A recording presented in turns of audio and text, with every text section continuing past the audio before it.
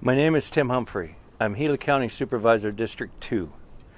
That includes Tonto Basin, where we've been trying to build a bridge across Tonto Creek for about 17 years. We put in for the Tiger Grant, now we're putting in for the Build Grant. We have the property on both sides of the wash already purchased by Gila County. We have the plans drawn, it's been engineered. We do our studies every year. This is a bridge that we would very much like to have, not only to keep the people on the other side of the wash in the winter and in the monsoon season from having to cross floodwaters. It's already taken several lives.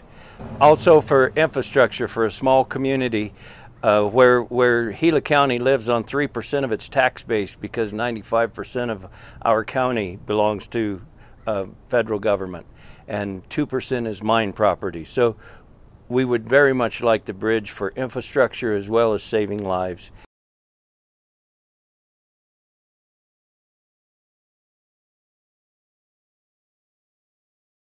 For 1.5 years, I was a school teacher here, and there were about 14 days that I had to go up to Payson to stay, rather than, because the school's on the dry side.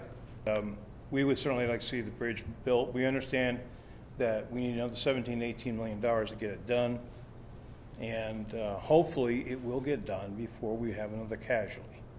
There have been a number of people killed crossing that creek over the last 20, 30 years. When you got to go get bodies out of the driftwood piles or sandbars, there have been 5 people that have drowned in my lifetime. Actually 7, but 2 of them are kayakers, but locals, 5 people, and yeah, that bothers you a bunch. One of the guys was found in our horse pasture. It washed him that far down there, and it was, he was a little bitty old guy, and it took 4 of us to pick him up. It filled him plumb full of sand. Just packed him like a turkey would, and wasn't good.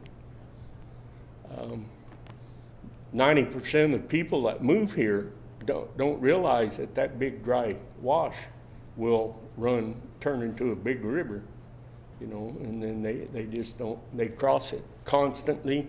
It's always dry, no problem, and then one day after work there's brown water on there, so they just think, well, that don't look too bad, and they get out there and there they are. These flash floods rise up in an amazing fashion. I have seen that river, that creek, look like the Hudson on several occasions. In 1990, a final assessment of Roosevelt Dam, raising Roosevelt Dam, was done. And in that assessment, which was signed by all of our senators and all that, there was supposed to be low water crossing built. And of course it never was, and it wouldn't have worked anyway. We need a bridge. And but the low water crossing was supposed to be built, and there was realtor and some ranchers at that time said that it wouldn't work and we needed a bridge. That was 1990. So how it's affected me and my wife. I worked, I'm a lineman for a utility, and in 2003, that was a major flood year, one of them, 92, 95, you know, keep going back. There's major winter storms up in Payson. That's what caused the river to flood. And I had an accident restoring power up in Christopher Creek. And I fractured 5 vertebrae and tore my rotocuffs and cracked ribs. And my wife was on this side. So they had to take me to Phoenix. She wasn't able to get to me for a couple weeks. Then I had my surgeries, and I couldn't get home for over a month because of the river. And then plus getting back and forth to work was a major ordeal.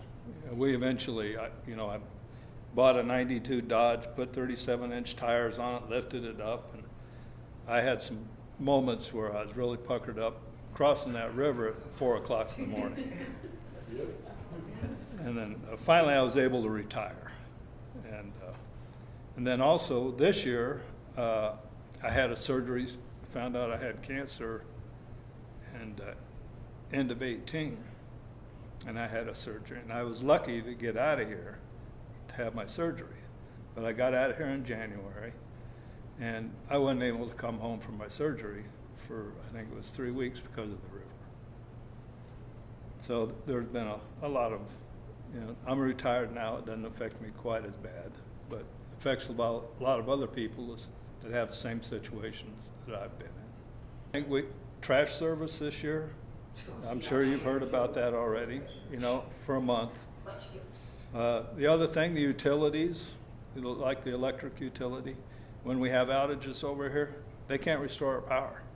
There's no access. And as you know, there's only one way in, one way out, when the river's up. And that's going 22 miles, 2 hours of dirt road. It's just frustrating. They don't listen. There's not a politician alive that listens to who voted for them. They just don't do it. Because I've been through so many times. I deal with the Forest Service a lot when I was working and now on the ranch. And our local guys are good, up to the district ranger, but he's got no power. It gets above him and they just like, what do you mean they want a bridge at Pumpkin Center? Where's Pumpkin Center? Well, it's my home. That's where it is. And I don't need a bridge, but if it'll save somebody's life, I want a bridge. I've talked to so many of them, and they're like, yeah, we understand, you're a good old boy, da-da-da-da-da, and you never hear nothing else, Or they'll say, well, we thought about it, and you can't do that. You can't go out there and get sand to put on my road, you can't do that. And just on and on and on. It's unbelievable.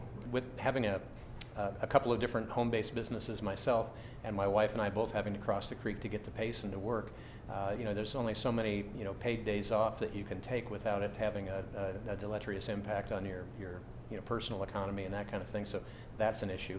But when it comes to the number of people that got stuck in the creek this year, it's easy to just pass that off as well. Those people weren't real smart, and maybe they weren't.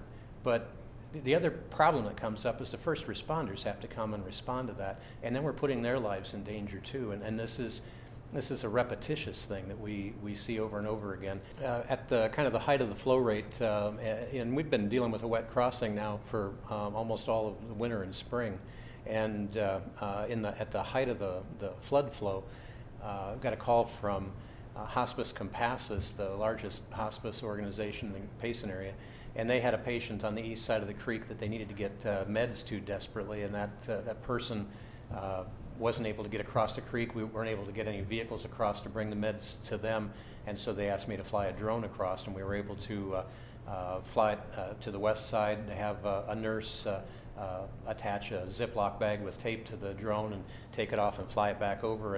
And it was kind of an easy thing to do as far as the drone, but finding out later the life-saving impact on the patient and some of the comments that were made through social media was really astounding. It just brought to mind how tragic this can be.